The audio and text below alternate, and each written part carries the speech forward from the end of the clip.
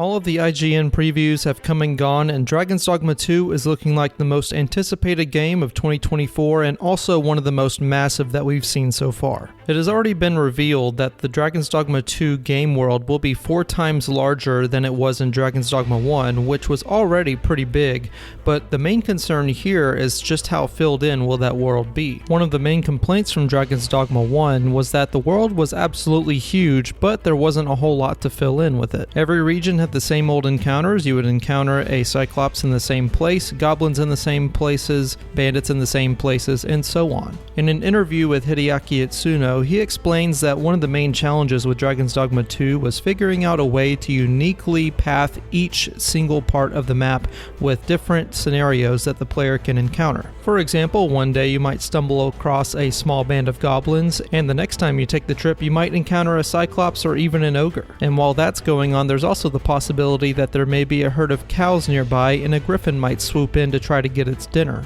leading to a potential boss fight with one of the game's most iconic creatures. In addition, the game world in general will have many different blinders, meaning that players will have to navigate around different terrain to find hidden areas and landmarks. So this is truly shaping up to be a sort of game world where there is hidden treasure and hidden areas at every turn. In fact, one of the game's main attractions is hidden off in a corner by itself, that being the Sphinx, which we've covered before. It is unknown what exactly these treasures are that the Sphinx guards, but there are 5 treasure chests as well as a giant mural behind it, meaning that we might get some additional hidden features that we don't even know about yet. And what's better, they could be exclusive to the Sphinx puzzle itself, which would be very cool. And if you've ever played Dragon's Dogma 1, you would know that there are plenty of opportunities for you to find stronger weapons and different sorts of gear the more you explore the game world around you that the game doesn't necessarily point out to you. You have to actually look and have a keen eye to find these things. And there is a high emphasis on allowing the player to see far off objects while not giving them an obvious path to travel down.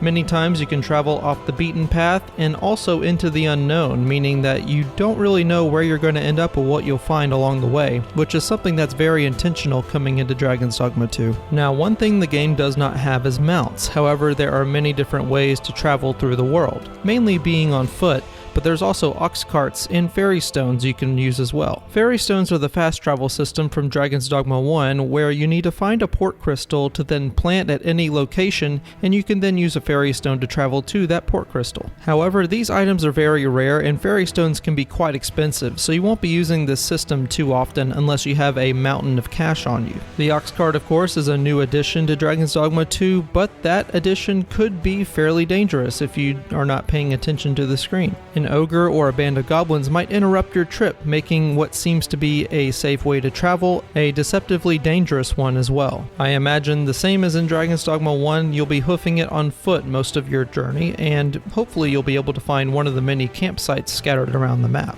These of course allow you the opportunity to rest and regain your loss gauge, which will deplete with every hit that you take. However, what may seem like a safe maneuver at first may attract monsters in the night, which makes it very dangerous indeed. So overall, the general travel and general theme of Dragon's Dogma 2 will be high variability mixed with a bit of challenge that you and your pawns will have trouble navigating, but also have a lot of fun navigating as well, of course. And of course, it's not even to mention the pawn interactions that you'll have while venturing on this journey yourself. Pawns will be able to guide you through different quests and also show you the many hidden areas that they've learned on their own travels with their own arisen. And likewise, any journey that you go on with your own pawn will then allow other players to use your pawn and be guided to those journeys as well. So while the lack of map markers on the screen might be a burden to some, it does offer a more immersive experience for Dragon's Dogma 2 players. And it's something that I wish a lot of games would do more of. And that's not even to mention all the content that seems to be placed in Dragon's Dogma 2 that was cut from Dragon's Dogma 1. The Beastren being a main example of this, which are the beast people that we've been seeing, and of course the entire region of Batal, which looks like it had some humble beginnings in Dragon's Dogma 1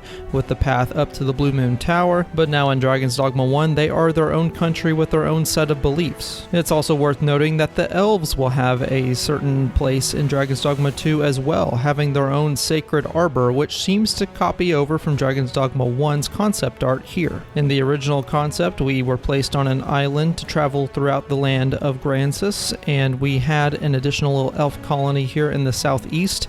The dragon would be roosted in the southwest, and there was even a trip to the moon planned for this, so don't be surprised if Dragon's Dogma 2 kinda goes off the rails here. It is a high fantasy game after all. And that's not even to mention the quote ridiculous amount of NPCs that are placed in this game this time around. These NPCs will give the world of Dragon's Dogma 2 a living, breathing atmosphere in addition to all the monsters that they have placed throughout the game world as well. NPCs have their own motivations and also their own relationships amongst each other. While you're developing a relationship with one of the NPCs, another NPC might be indirectly affected, meaning that it will either be more friendly to you or more hostile. And there's many degrees of separation with the different affinities of each NPC, meaning that this NPC affinity system might be something similar to what we've seen in the Xenoblade series, for example. So don't be surprised if doing a simple favor for one NPC makes another one more friendly towards you. It's just the nature of the game. And it's also worth noting that this translation of the interview with Itsuno seems to indicate that there will be romancing back and also player-owned housing, which is something very exciting to think about. Of course, you had both of these things in Dragon's Dogma 1, but they weren't nearly as developed as most players would have liked, myself included, so hopefully they expand on this much more in the second game.